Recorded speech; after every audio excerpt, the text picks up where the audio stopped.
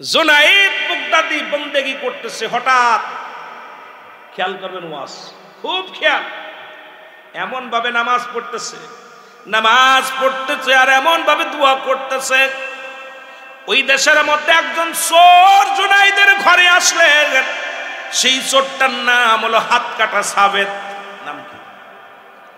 জোরে বলেন, নাম কি? সাবেদ নামে একজন বন্ড।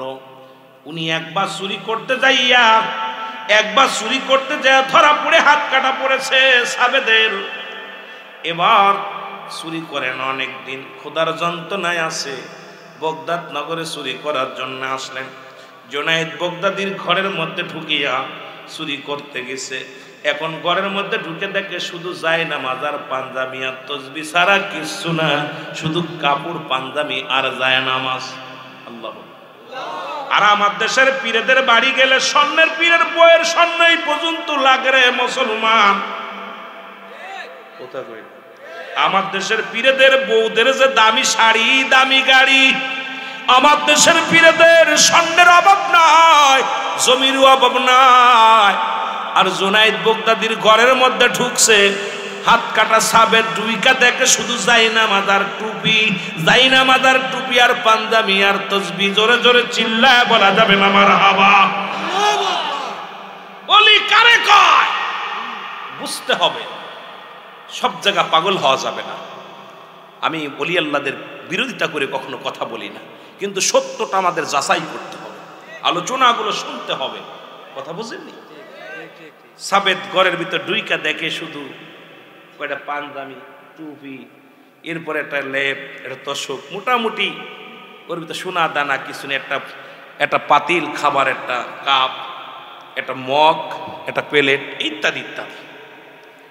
সাবেদের মনে কষ্ট, যাহার এত কষ্ট করে অনেকদিন পরে চুরি করতে আসলাম, কিন্তু ঘরের মধ্যে ঢুকে যা পাইলাম, এগুলো নিলে তো সব মিলে 2-1 টাকা হইব, 2-1 আনা বেচা যাবে, এ নিয়ে কি করবো? আবার চিন্তা করে অনেকদিন চুরি করি না, সুযোগ পাইছি, চুরিটা করেই ফেলি। সবগুলো গুছাইছে, চিন্তা করছে যা আছে হাড়ি পাতিল টাতিল মোটামুটি কাপড় চোপড় গুছাইয়ে এক জায়গায় রাখছে। রাইখা এখন এক হাত কাটা, ডান হাত কাটা, বাম হাত দে, এটা বাঁধবে কেমন করে, সব গুছাই বাঁধতেছে, বাঁধতে পারে না। এক হাত দে ধরছে রশি, আর এক দাঁত দে কামড় দিয়ে রশিটা টানতেছে। আল্লাহর ওলি তাহাজ্জুদের নামাজ শেষ করে, এ যুবক শোন, তাহাজ্জুদের নামাজ শেষ করে লম্বা একটা দোয়া করে উনি কি করলো, আয়েশা দেখে চোরে খুব কষ্ট করে গুছাইতেছে, সালাম দিছে, আসসালামু আলাইকুম, সুবহানাল্লাহ বলেন না? দেখেন ওলিদের প্রেমের খেলা, ওলিদের প্রেম। আর আমরা এখন ঢাকা শহরে বিশ্ববিদ্যালয় ছাত্ররা পাগলরে খাওয়ায় আর মারে, যেরকম ঠিক কিনা? ওলিদের প্রেম দেখেন, আল্লাহর ওলিরা চোরকে কুতুব বানায়। আর এই সাবেদ আল্লাহর ওলি হয়েছিল, জগৎ বিখ্যাত ওলি। একটু ধৈর্য ধরেন, আলোচনা খালি শুনলে হবে না, এগুলো অনেক আলোচনা রয়েছে, কারণ আমি আপনাদেরকে নিয়ে মজা দিতে পারবো না। তবে ওয়াজ যতক্ষণ পর্যন্ত থাকবো ততক্ষণ পর্যন্ত আলোচনার মধ্যেই থাকবো। কষ্ট পাচ্ছেন? কষ্ট পাচ্ছেন আমার বাবারা?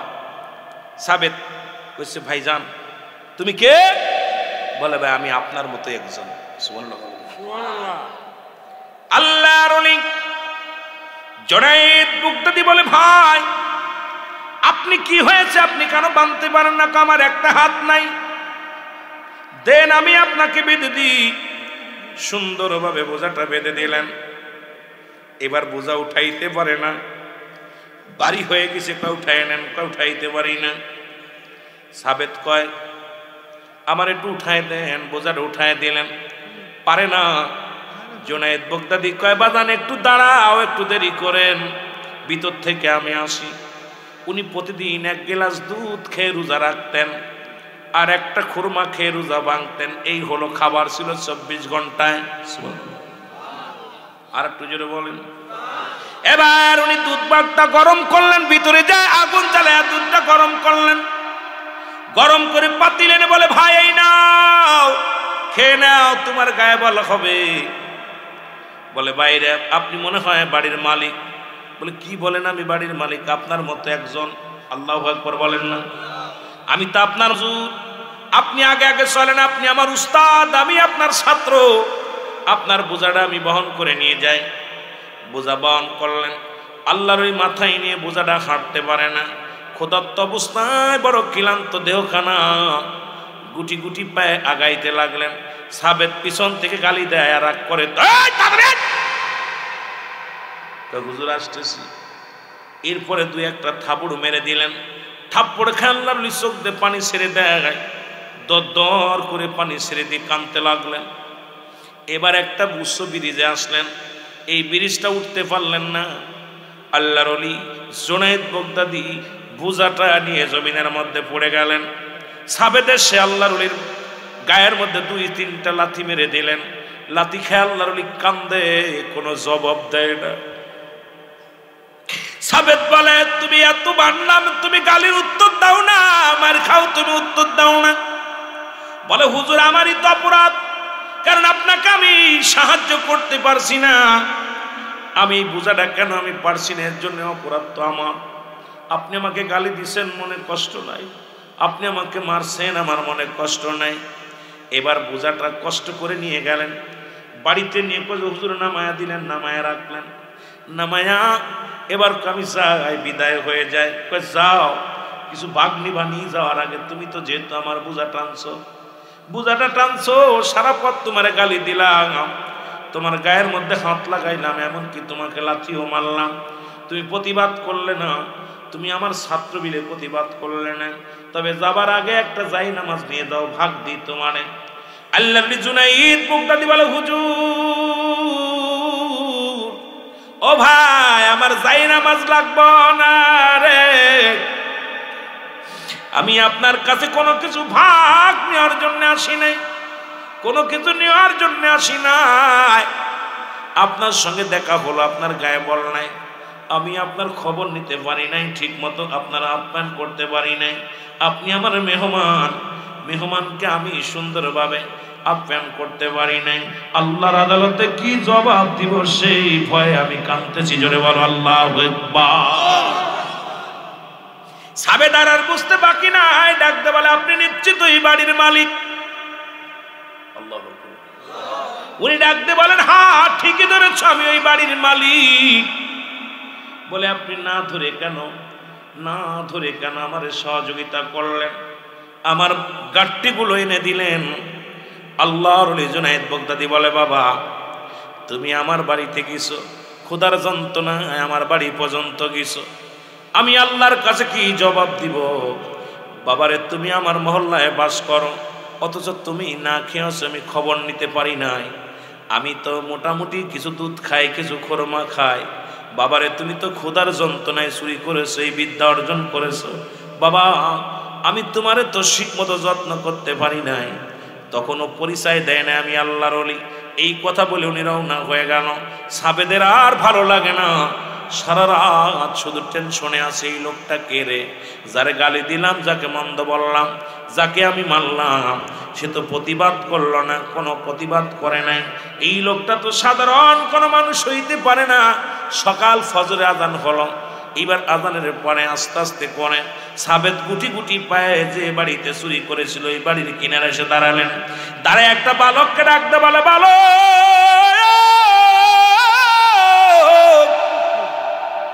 এই বাড়িটা কার রে, এই বাড়ির মালিক রে তোমরা চেনো নি? বালক বলে, তোমার বাড়ি কই? আমার বাড়ি বাগদাদ শহরে। কয়, তোমার বাড়ি যদি বাগদাদ নগর হয় তাহলে এই বাড়ি চেনো না, তুমি কেমন বাগদাদের মানুষ? বলে, বাবারে এই বাড়িটা কে বাস করে বল? কইনি হলো বর্তমান জামানার এক কামেলে মুকাম্মেল আল্লাহর ওলি খাজা জুনায়েদ বাগদাদী।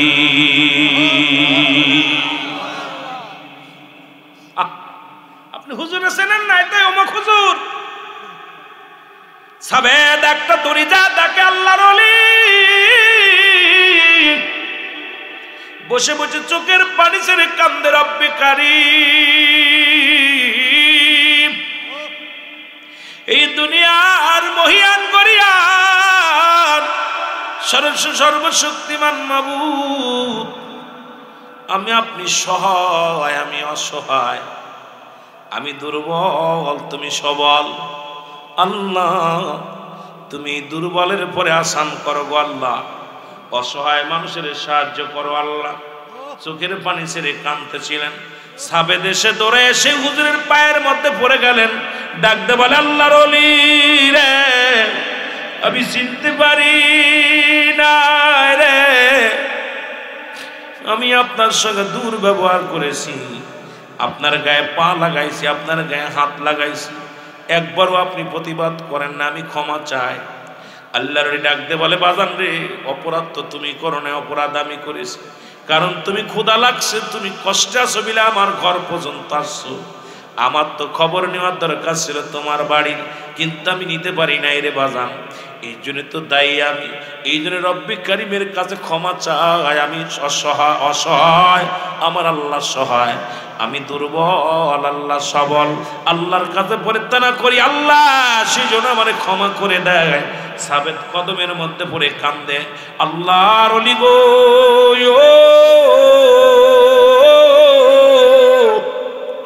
ক্ষমা চাই, ক্ষমা চাই, আপনি আমাকে বায়াত করায় দেন।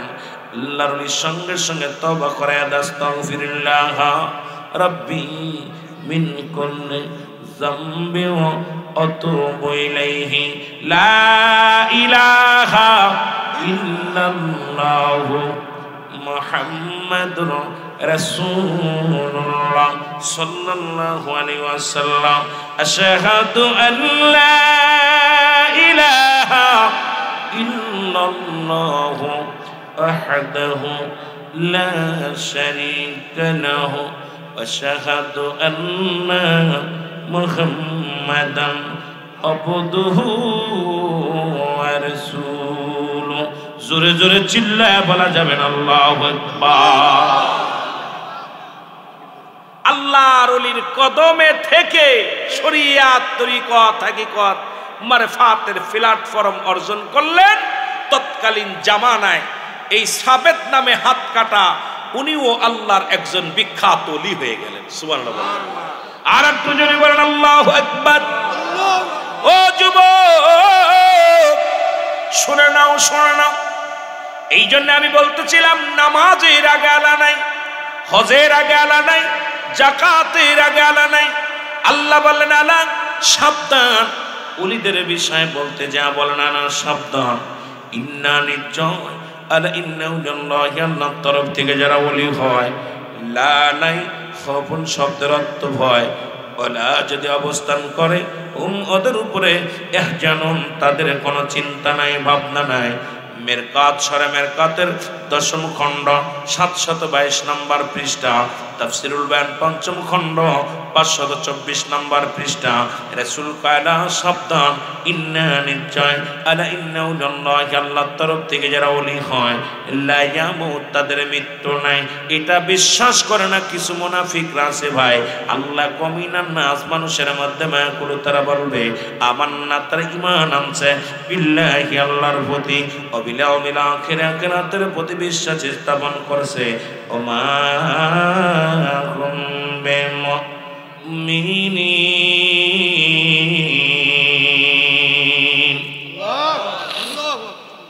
এই মুনাফিকরা, গভীর মনোযোগ। আমার ভাইয়েরা, আমার বন্ধুরা, আমার আল্লাহর গোলামেরা শোনো।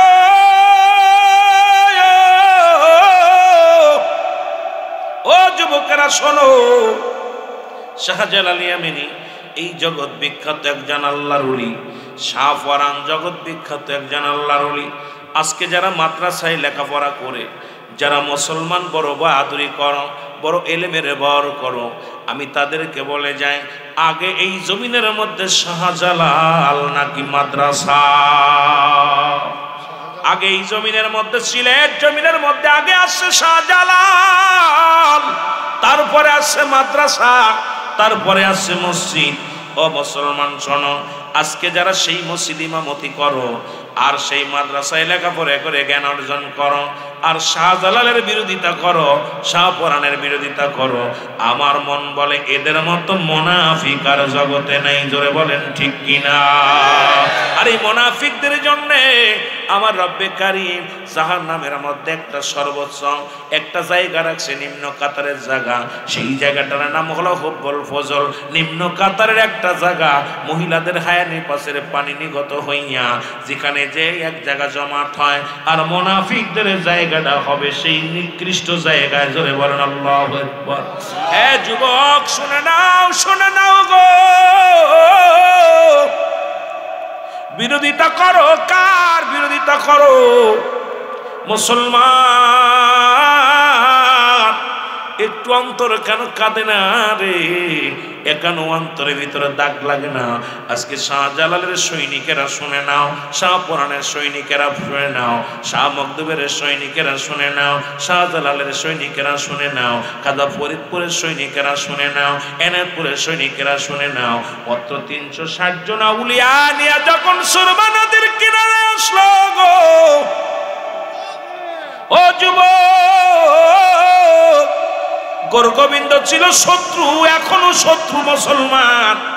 অমুসলিম কোনদিন তোমার বন্ধু হতে পারে না। লেখে নাও, খাতা কলমে লেখে নাও, জীবনেও তোমার বন্ধু হতে পারে না।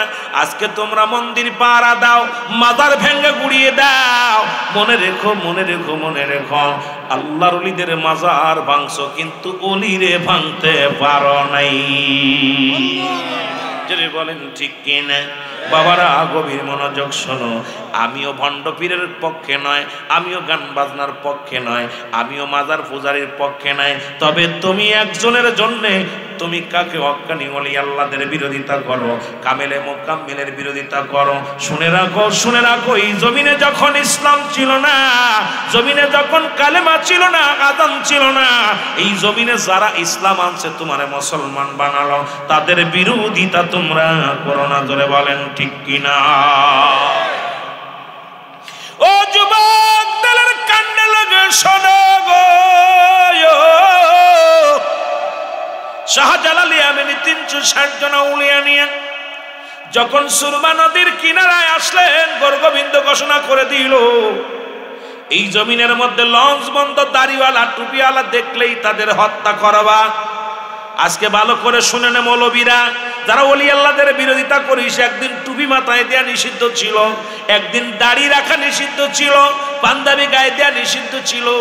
গোরগোবিন্দ ঘোষণা করে দিল, যদি কোনো দাড়িওয়ালা টুপিওয়ালা দেখো তাদের হত্যা করবা, এমনকি তাদের কোনো গাড়িতে উঠাইবা না, এমনকি তাদের কোনো নৌকা উঠাবা না, কারণ তারা যেন সিলেটের জমিনে আসতে না পারে, তারা যেন এই জমিনটার মধ্যে আসতে না পারে। ঠিকই রব্বে কারীম আল্লাহ রাব্বুল আলামিন শাহজালাল ইয়ামিনকে নিয়ে সুরমা নদীর কিনারে আসলেন।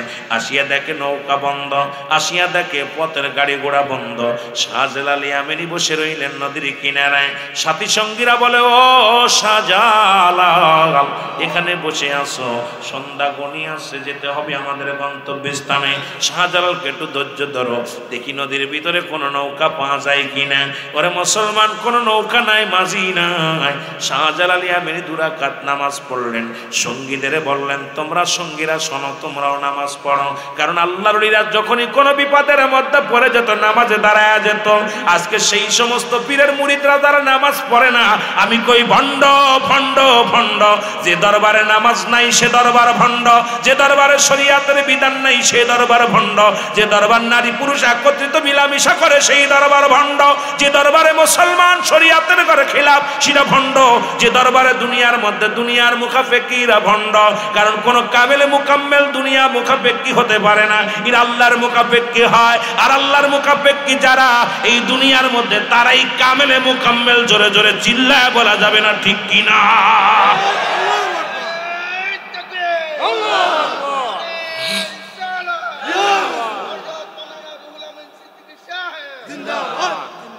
কষ্ট লাগে নাকি? দুইটা বেজে গেছে, 2টা বাজছে, আর সময় বেশি দিব না। কষ্ট হচ্ছে? জিকিরের ভিতর পাইছেন কি? যে জিকির গুলো করেন, এই জিকির করে, জিকির করতে করতে জিকির কাশফ করলে জিকিরের বিশাল হাকিকত আছে। আপনারা যে জিকির করেন, এই জিকির নিয়ে আরো সুন্নিয়াতের কলঙ্ক করতেছে। জিকির 2 ভাগে বিভক্ত, একটা জাহেরি একটা বাতিনি। জাহেরি জিকির স্পষ্ট জিকির আল্লাহ আল্লাহ আল্লাহ, বাতিনি জিকির দুই ভাগে বিভক্ত, একটা ঠোঁট বন্ধ জিহ্বা চালু, আর একটা জিহ্বাও বন্ধ ঠোঁটও বন্ধ। মানব দেহের বাম দুধের নিচে একটা হাড়, হাড় নিচে একটা গোস্ত, আরবিতে বলে কল, ইংলিশে বলে হট। এটা তাদের পবিত্র, সমস্ত দেহরাজ্য পবিত্র। জোরে বলেন সুবহানাল্লাহ। আরবিতে বলে কলব, সুবহানাল্লাহ বলেন না। এই জিকির 4 ভাগে বিভক্ত। 1 নাম্বার জিকির তিরমিজি শরীফের প্রথম দ্বিতীয় খণ্ড 175 নাম্বার পৃষ্ঠা। এতদিন জিকির করেছেন আল্লাহ আল্লাহর জিকির নয়, এই জিকিরটার নাম হলো ইসমে জাতের জিকির, আল্লাহ আল্লাহ আল্লাহ। বাইহাকি শুআইবুল ঈমানের প্রথম খণ্ড 337 338 নাম্বার পৃষ্ঠা। জিকিরের প্রকার বুঝবেন, জিকির হালাত বুঝবেন, আমাদের সুন্নিয়াতের জন্য কলঙ্ক না হয়। এ যুবক, এতদিন জিকির করেছেন কালেমার জিকির নয়, এই জিকিরটার নাম হলো নাফি জাতের জিকির, লা ইলাহা ইল্লাল্লাহু মুহাম্মাদুর রাসূলুল্লাহ সাল্লাল্লাহু আলাইহি ওয়াসাল্লাম। আলহামদুলিল্লাহ আলহামদুলিল্লাহ। এই যে মাথা নাচছে, এটা নিয়েও অনেক কল্পনা জল্পনা হচ্ছে আমাদের দেশে। সবচেয়ে বেশি জিকির করে কোরআনের পাখিগুলো। দেখবেন যখন কোরআন পড়ে, বিসমিল্লাহির রহমানির রহিম, ইন্নাল্লাযীনা ক্বালু রাব্বুনাল্লাহু সুম্মা ইসতাকামু তাতানাজ্জালুল মালায়েকাতু আল্লাহ। বাংলাদেশের সবচেয়ে বেশি মাথা ঝুঁকায় কোরআনের পাখিগুলো, উড়াই আবার সুন্নিয়াতের জিকিরকে কলুষিত করে। জোরে বলেন ঠিক কিনা? আমরা বইটিয়ে মারি, কথা কয় না কেন? ওই দলিল নিয়ে, দলিলগুলো নিবি, জিকির করার আগে দলিলগুলো শিখবি, যাতে করে যে কোনো মুহূর্তে সংগ্রাম করতে পারো। সুন্নিয়াতের ছোট একটা বীর, আমি মনে করি ওদের সাথে লড়ার মতো শক্তি থাকা লাগবে। খালি গান গাইলে হবে না। এসে গান আর জিকির দিয়া ব্যঙ্গপুরা কয় খালি সুন্নিরা খালি জিকির করে, 3 ঘন্টা ধরে জিকির, 2টা গান গায়া আল্লাহুম্মা আমিন, ওয়াজ শেষ। এরে সুন্নিদের কলঙ্ক করা যাবে না। ওলামা ইকরাম কোরআন এত সুন্দর সমাধান দিছে, হাদিস দিছে। ওয়াজ করতে আইসা 2 ঘন্টা ওয়াজ করে 1.5 ঘন্টায় ফাঁকি দিই, তাহলে ওয়াজ করলাম কয় ঘন্টা? আমি তো আপনাদের এলাকায় আইসা অনেক ফাঁকি দিই, যে গজলগুলো গাই দায় ঠিক, কারণ এখন সব বক্তা গজল, আমি না গাইলে হুজুর আসছে না রে, কি বিপদে পড়ছি। কোরআন থেকে কত সমাধান, সুন্নিয়াতের যে কত, সুন্নিয়াতের অহংকার আমার বক্তারা। কিন্তু দুঃখের বিষয় হলো এই কিছু ভুলের কারণে এই সমস্ত মানুষ আমাদেরকে ভণ্ড বলে। এবার কয় গজল গাওয়া জায়েজ নাই। ওই গজল রাসূলের দরবারে 2টা মেম্বার ছিল, একটা রাসূল খুতবা দিতেন, আর একটা মেম্বারে নবীজির সাহাবী গজল শোনাতেন, কবিতা আবৃত্তি করে শোনাইতেন। গজল গাওয়া জায়েজ নাই, একটা দলিল দিতে পারলে গাবো না। সেই কিতাবের সেই সাহাবীর নাম হলো আহসান বিন সাবের, যিনি নবীকে কবিতা শোনাইতো, গজল শোনাতো। এগুলো নামগুলো লেখো, পড়ো, তারপরে ময়দানে বলো, তারপরে জিকিরের বিশ্লেষণ করে জিকিরটা যখন করবা, তখন তোমার ওই জিকির করতে করতে আল্লাহ আল্লাহ আল্লাহ আল্লাহ বলতে বলতে বলতে বলতে বলতে বলতে তোমার ভিতর থেকে যখন কাশফু জারি হয়ে যাবে, কাশফু জিন্দা হয়ে যাবে, তখন আপনার অঙ্গ প্রত্যঙ্গ আল্লাহ আল্লাহ আল্লাহ আল্লাহ, তখন পাগল হলে দোষ নেই। কিন্তু ওই আল্লাহ কোথেকে লাফালাফি শুরু করে এই ভণ্ডদের কারণে। টুকা দিলে যদি দেখলেন নড়াচড়া করলো, তো ভণ্ড, ওর ভিতর তো কাশফু খোলে নাই, কারণ ওর ভিতরে তো আল্লাহ ঢোকে নাই। মুখে মুখে লিপসন ভালোবাসা। আমার বাবারা, এই জন্য জিকিরগুলো আমাদের বুঝতে হবে। মুনাফিকদের চিনার উপায়, যখন জিকির করে গাফিলতি করে, যখন নামাজ দ্বারা অলসতা করে। মুনাফিক চিনার উপায়, সেই জিকির করতে হবে জিকিরের মতো। আল্লাহু আকবার বলেন। এখন এই মানুষ এবং গাছ, এই 2টা মাথা নোয়া জিকির করে আল্লাহ আল্লাহ আল্লাহ আল্লাহ। আমাদের কেউ কা হু, একা হি, একা সব বন্ডামি করা যাবে না, বন্ডামি জিকির চলবে না। কারণ স্পষ্ট আল্লাহ রাব্বুল আলামিন জবান দিয়েছে জিকির করতে, আল্লাহ আল্লাহ করতে করতে, তখন আপনার যা হয় মুগ্ধ হলো। কিন্তু আগে আপনার শুরু থেকেই যদি করেন, মানুষ আমাদেরকে ভণ্ড বলে। জোরে বলেন ঠিক কিনা? খেয়াল রাখা লাগবে, খেয়াল করা লাগবে। এটা ইসলামী বক্তা, ইসলামী আপনার আলোচক, ইসলামী শ্রোতা, কিন্তু আপনাদের এই জ্ঞান নাই, না থাকার কারণে আপনারা খালি কন জিকিরে পাইছো কি? জিকির শব্দের অর্থই স্মরণ করা। এই যে বসে আছো, এটাও জিকির। সুবহানাল্লাহ বলেন না? জিকির শব্দের অর্থ স্মরণ করা। আপনি দাঁড়াইয়া, হইয়া, বইয়া সব হালাতে জিকির। নামাজের মধ্যে জিকির, আল্লাহু আকবার আকবার, দাঁড়ায় জিকির। আল্লাহু আকবার, রুকুতে জিকির সুবহান রাব্বিল আযীম জিকির। আল্লাহু আকবার সুবহান রাব্বিল আলা। আপনি নত হন, নত হন, আপনি কঠোর হন, এখানেও দাঁড়াইয়া হইয়া বইয়া সব হালাতে জিকির আছে। কিন্তু আমরা বোঝাতে পারছি না, না বোঝানোর কারণে এখন জিকির নিয়ে যদি আলোচনা করে আবার ঘন্টা অনেক দরকার। শুধু এইটুকু বোঝায় না, বোঝার কারণে আগে বুঝায় তারপরে যদি আপনি জিকির করেন দলিলাদি দিয়া, তখন আর আপনার পরে আর এইটা নিয়ে সমালোচনা হবে না। কিন্তু আমরা না আইসাই কি এই শুরু করছে, আর দূর থেকে মানুষকে শুরু করছে কি রে, এ কি করছে, ওর বাপের নাম কয় না দাদার নাম কয়, এতে কলসিত। কলবের ভিতর এই কলবটা জারি হওয়া, মানুষের বান্দুদের নিচে একটা হাড়, হাড়ের নিচে একটা গোস্ত। এরে মানুষের 6 লতিফা, বাড়ি কোথায় আগে চিনতে হবে লতিফা, এই লতিফার বাড়ি চিনতে হবে মৌলবী। সুর দিলাম আর ওয়াজ করলাম, মাঠে ময়দান ওয়াজ করলাম, এর জন্য আমাদের কলঙ্ক হচ্ছে বেশি, আমাদের কলঙ্ক। কথা বুঝেননি? আহা, এখন বর্তমান কিছু রাগ করেন না, আমাদের সুন্নিয়াতের ভিতর কিছু যুবক বাইর হয়েছে। এটা আমরা ধরেন, আমরা কিন্তু আমাদের এলাকায় মাহফিলের অভাব নাই। আপনি জানেন আমি বিশ্ব জাকির মজিলের মুরিদ, আমার সারা বাংলাদেশে অভাব নাই। কিন্তু অত্র এলাকায় ঢোকার পিছনে একটা হাকিকত ছিল, সেটা হলো যে আমি চাই গোটা পৃথিবীর মধ্যে, কারণ রাসূল বলছে আমি দেখতেছি অচিরেই পূর্ব অঞ্চল থেকে একদল আশেক বাইর হবে, তাদের জবানে থাকবে নারায়ে রিসালাত ইয়া রাসূলুল্লাহ, নারায়ে তাকবীর, আল্লাহু আকবার। এই ধ্বনি দিতে দিতে আমি নবীর রওজা পর্যন্ত আগমন করবে। সুবহানাল্লাহ বলেন না? আমি হিসাব করে দেখছি পূর্ব অঞ্চল বুঝলে বাংলাদেশের পরে আর কোনো মুসলিম কান্ট্রি নাই। আমার মেমোরিতে যেটা ধরছে, বাংলাদেশের পরে আর কোনো মুসলিম কান্ট্রি নাই। সেদিক থেকে আমরা পূর্ব অঞ্চল আপনাদের অঞ্চলকে বুঝাই, সিলেট অঞ্চল, চট্টগ্রাম, এদিকে এই অঞ্চলটা আমরা বুঝাই। এক কথায় চট্টগ্রাম এবং সিলেট বিভাগকে আমরা বুঝাই। এই বিভাগের মানুষ যেমন নারায়ে রিসালাতের পাগল, এই রকম সারা বাংলাদেশে আর কোনো বিভাগে এমন পাগল নাই। সুবহানাল্লাহ বলেন না? আমরাও চাই এখান থেকে কাফেলা করে আমরা এক কাতারে রাসূলুল্লাহর রওজা পর্যন্ত যাই। জোরে বলেন সুবহানাল্লাহ। আর একটু জোরে বলেন না, আর একটু জোরে যেতে চান না? কিন্তু একদল আলেম বাইর হয়েছে। নবীজি বলছে, এক সাহাবী এসে বলে, ইয়া রাসূলুল্লাহ, ইয়া হাবিবাল্লাহ, আমি খুব আশ্চর্য হয়ে গেছি। নবীজি কথা বলে না। কি হয়েছে বলো?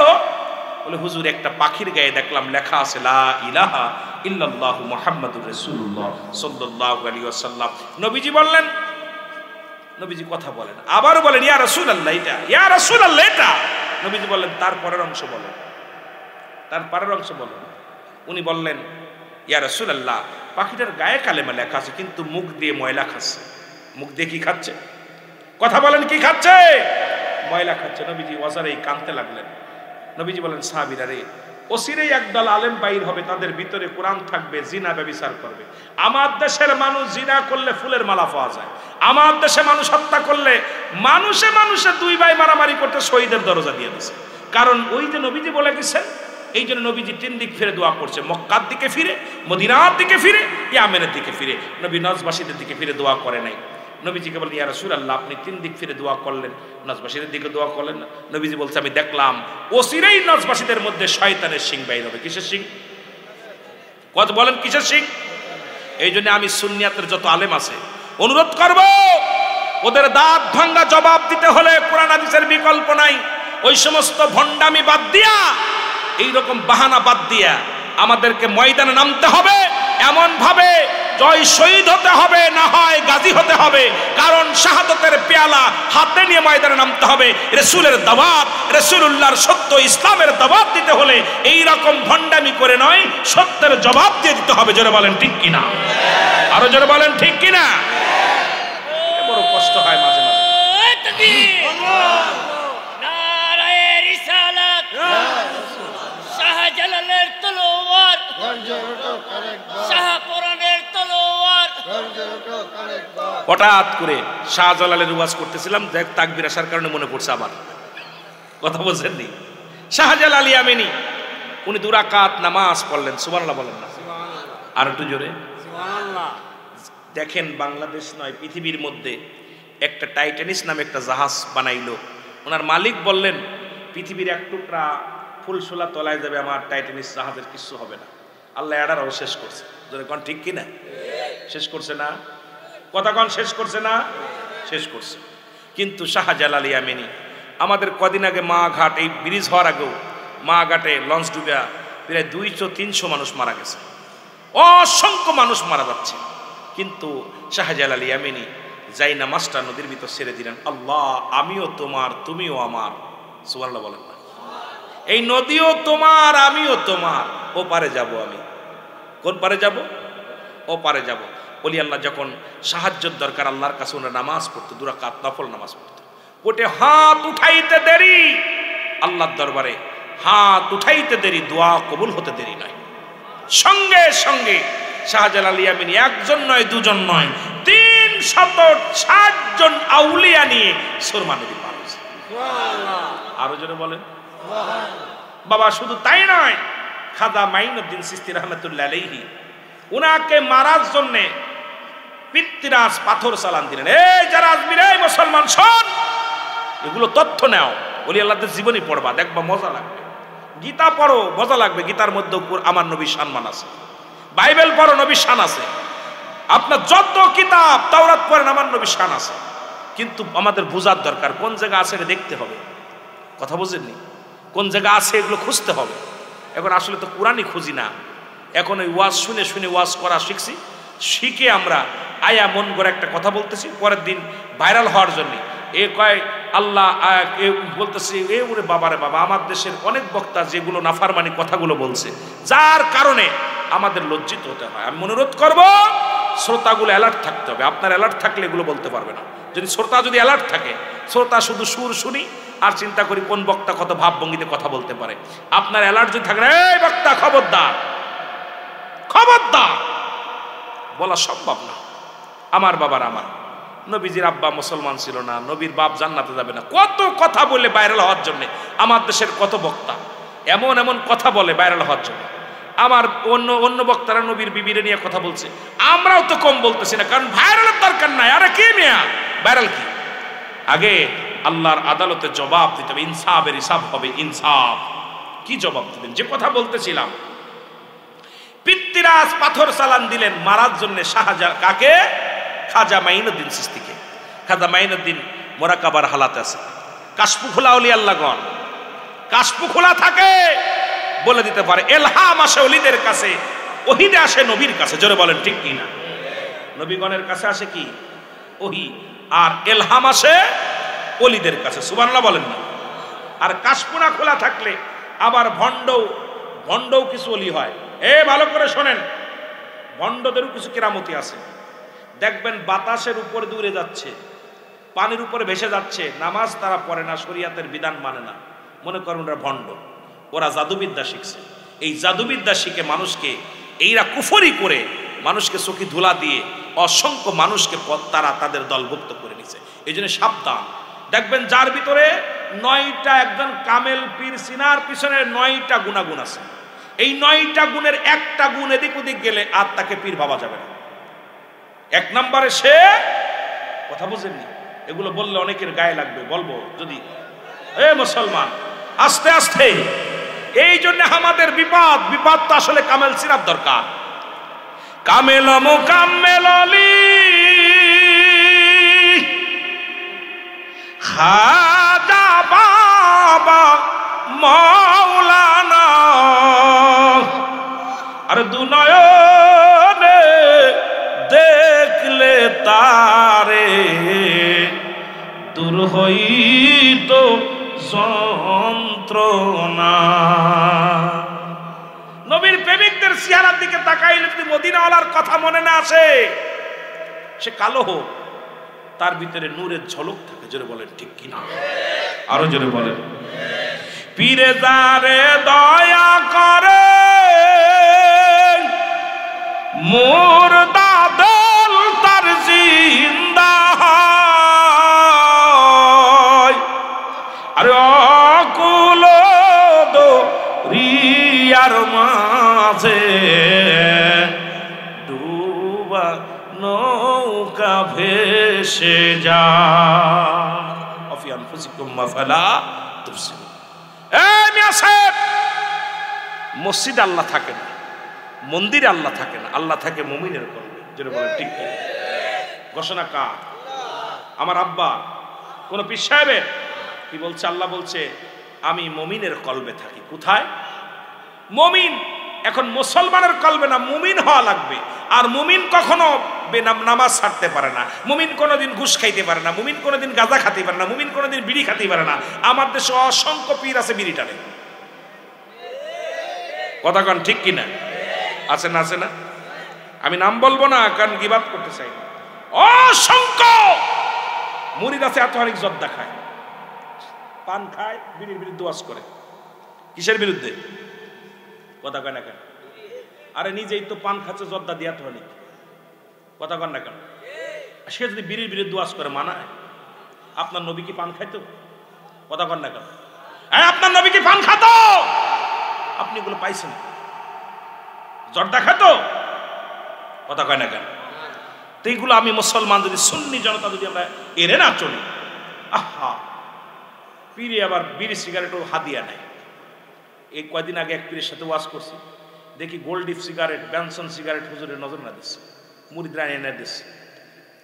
আমি দেখলাম হুজুর এটা কি? বাজান তুমি যাও, এই জায়গা বসো। আমি বসলাম, কিন্তু এটা কি? মুরিদ আল্লাহর দরবার কি জবাব দেবি? কি জবাব দেবি? তুই পীরের সিগারেট, ব্যানসন সিগারেট কিনে দিস। এই জন্য আমিও বলছি, কবরেতে আগুন পাবি, বিড়ি পাবি না। খারে জম্মের খাওয়া যত খাবি খা, কবরেতে আগুন পাবি, বিড়ি পাবি না। বলো, কবরেতে আগুন পাবি। ফেরেশতারা খায় না ঘুষ, থাকিবে না তোর যে হুশ। গুদ মারিবে ধরে, গর্জন মারিবে ধরে, রক্ষা পাবি না। কবরেতে আগুন পাবি, বিড়ি পাবি না। জোরে কোন ঠিক কিনা? এর কবরেতে আগুন পাবি, বিড়ি। ফেরেশতারা খায় না ঘুষ, থাকিবে না তোর যে হুশ। গর্জন মারিবে ধরে, মুগুর মারিবে ধরে, রক্ষা পাবি না। কবরেতে আগুন পাবি, বিড়ি পাবি না। জোরে কোন ঠিক? আরে হিন্দুরা মরে গেলে 7 গুল্লি দিয়া দেয় আগুন, আর আমার দেশে পীরের লাগে ব্যানসন সিগারেট। তা মুরিদের কি অবস্থা হবে? কথা কয় না কেন? কথা কয় না কেন? পীরে যদি ব্যানসন খায়, পীরে যদি গাঁজা খায়, মুরিদরা বাঁচাবো কেমনে? জোরে বলেন ঠিক কিনা? কষ্ট পাচ্ছেন? আমার পরে অনেকে রাখবে, কষ্ট করে কথা বলতেছি, কষ্ট করে। কারণ অল বাংলাদেশে এখন এই ভণ্ড পীরের জন্য অনেক হক্কানি পীর মাশায়েখদের উপর আঘাত আসছে। জোরে বলেন ঠিক কি? গত কয়েকদিন আগে আপনার ওই ইসে কিছু ওয়াজ করতে হোমনায় যা দেখি নারী পুরুষ, আরে গান, একটা মাজারে ফুল দিয়ে সাজায় নারী পুরুষ। আমার মেয়েদের কিরে মেয়েদি আমার কোনে আনলি? ভাই মনে হয় এটাই মাহফিল। আর কেটে মাহফিল হয় কেমনে? এইটা যদি মাহফিল হয় রে, কি অবস্থা! এক ভণ্ডের কারণে হাজার হক্কানি আলেমদের কলঙ্ক। জোরে বলেন ঠিক কিনা? এই জন্য আমরাও এর বিরোধিতা করি। জোরে বলেন ঠিক কিনা? ও বুড়ার চুল পেকেছে, পাকছে দাড়ি, গাল করেছে ব্যাক। তোরা দেখ, তোরা দেখ রে, তবু বুড়া টানে সিগারেট। জোরে কোন ঠিক কিনা? ও বুড়ার পাও গেছে কবরে, বুড়া হাতে নিছে লাঠি। বুড়ার মুখে জলে ভাইরে, বুড়ার মুখে জলে বাইরে, জুনের গুদের বাতি। বুড়ার চুল পেকেছে, পাকছে দাড়ি, গাল করেছে ব্যাক।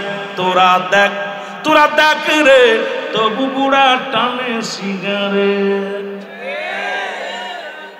দাড়িগুলো পেকে গেছে এত সুন্দর, আহা! চুল চুল পড়ে, চুল পেকে গেছে, মুখ ভেঙে গেছে, টান দিচ্ছে কি রে? বদমাইশ, তোর কি লজ্জা লাগে না যে আমার কবরে গেলে? আরে কুকুররাও যদি টান দিয়ে দেওয়া হয়, কুকুরে খায় না, সেই সিগারেট একজন খায়, আরেকজন খায়। যেটা বলেন ঠিক কিনা? তবে খালি বিড়ি না, যারা মাদক সেবন করবে, অধিক পরিমাণ মাদক সেবন করবে, সগীরা গুনাহ। সগীরা গুনাহ ঘটকে আপনার ওই বিড়ি খাওয়া মাকরু, অধিক পরিমাণ মাকরু সেবন করলে সগীরা গুনাহ, সগীরা গুনাহ করলে বেশি করলে কবিরা গুনাহ, কবিরা গুনাহকারী জাহান্নামে। একবার বাংলা ওয়াজ বুঝেননি? বাংলা ওয়াজ বোঝেন? এখন কইতেন হুজুর বিড়ি তো হারাম না, হারাম না, আমি বলতেছি না হারাম না, বিড়ি হলো মাকরু। খেয়াল করেন, বিড়ি খাওয়া কি, কথা বলেন না কেন? মাকরু। জর্দা খাওয়া কি মাকরু, আমি বলবো না হারাম। অধিক পরিমাণ মাকরু সেবন করলে সগীরা গুনাহ। হাদিসটা এইভাবে আসছে, ভালো করে খেয়াল করেন।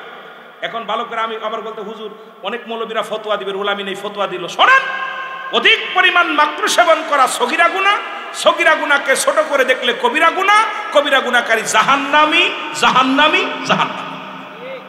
ওয়াজ শুনছেন? এখন আপনি সারা বছর করে এইভাবে মাকরু সেবন করবেন আর জান্নাতে যাওয়ার আশা করবেন, কি পাইছেন এটা? আমার বাবারা, যে ঘরে মাদক ঢুকছে সে ঘরে শান্তি নাই, যে ঘরে মাদক ঢুকছে স্বামী স্ত্রী মহব্বত নাই, যে ঘরে মাদক ঢুকছে ভাইয়ে ভাইয়ে মিল নাই, যে ঘরে মাদক ঢুকছে বাবা সন্তানের ভিতর সম্পর্ক নষ্ট, যে ঘরে মাদক ঢুকছে ভাই বন্ধুর সঙ্গে সম্পর্ক নষ্ট, সংসার অশান্তি। জোরে বলেন ঠিক কিনা? আরো জোরে বলেন। তবে মাদক সেবন করলে তিনটে উপকার হয়, আমি মাঝে মাঝেই বলি। কয়টা উপকার? তিনটে উপকার। কব নাকি? জোরে বলেন কব? ওয়াজ করতেছিলাম খাজা মাইনুদ্দিন চিশতির, যেটা মনে আছে? ওদিকে যাবো না এদিক যাবো?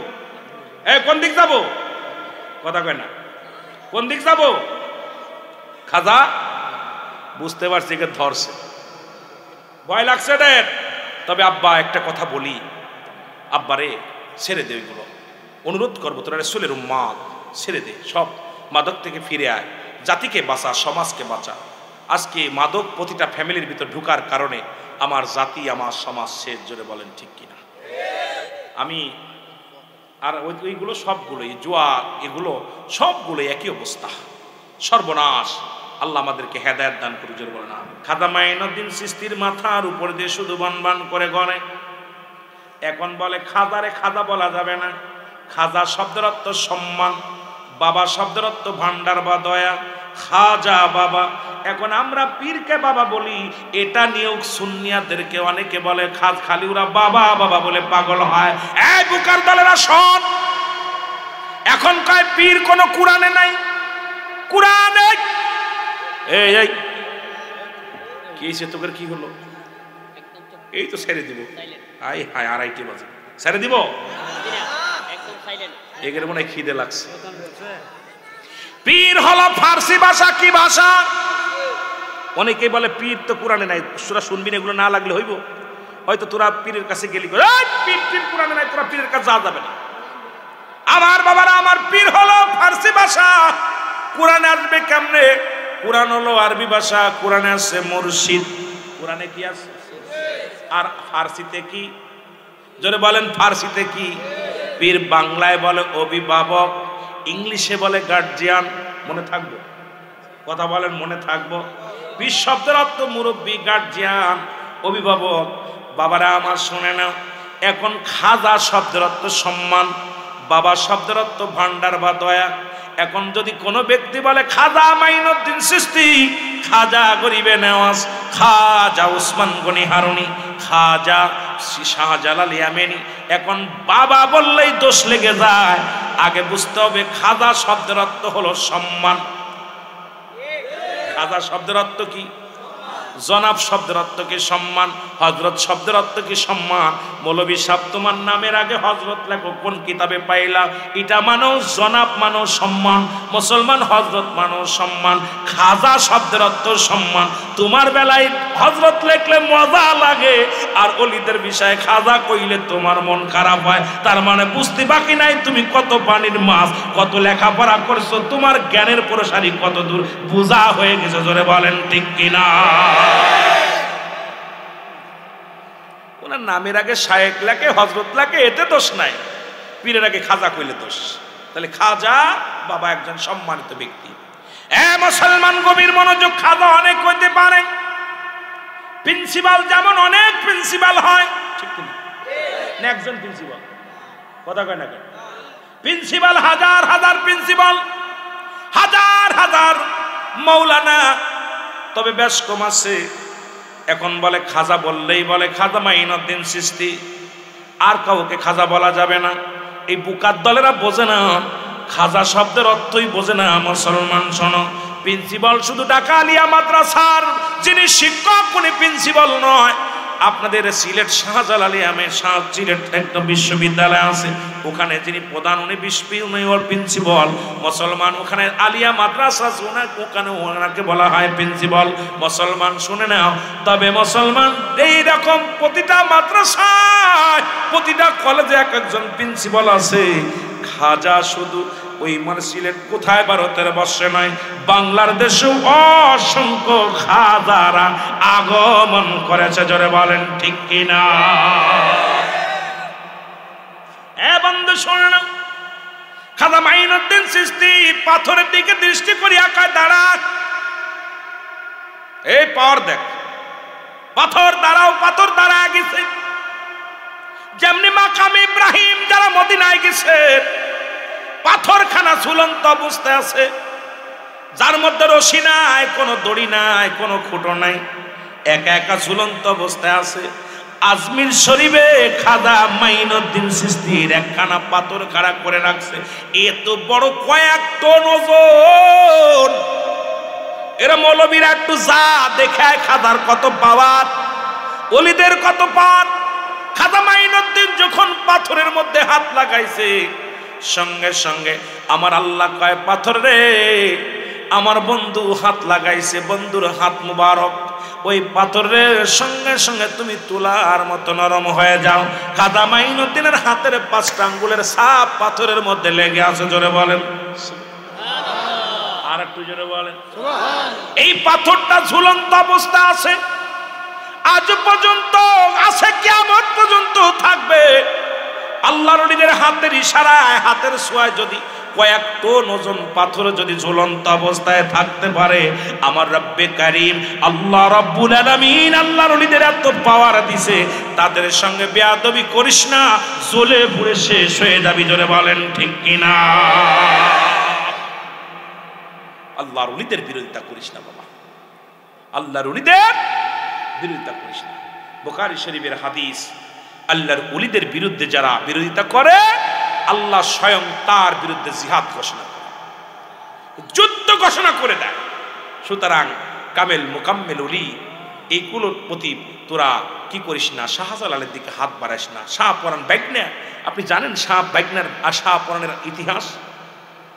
এরা কবুতর খাইয়া যাব কইরা খাইয়া, এরা পাখনা পুকনা সব পুড়াইয়া কবুতরের পাখনা দিয়া কবুতর বানাইছে শাহ পরাণ। সুবহানাল্লাহ বলেন।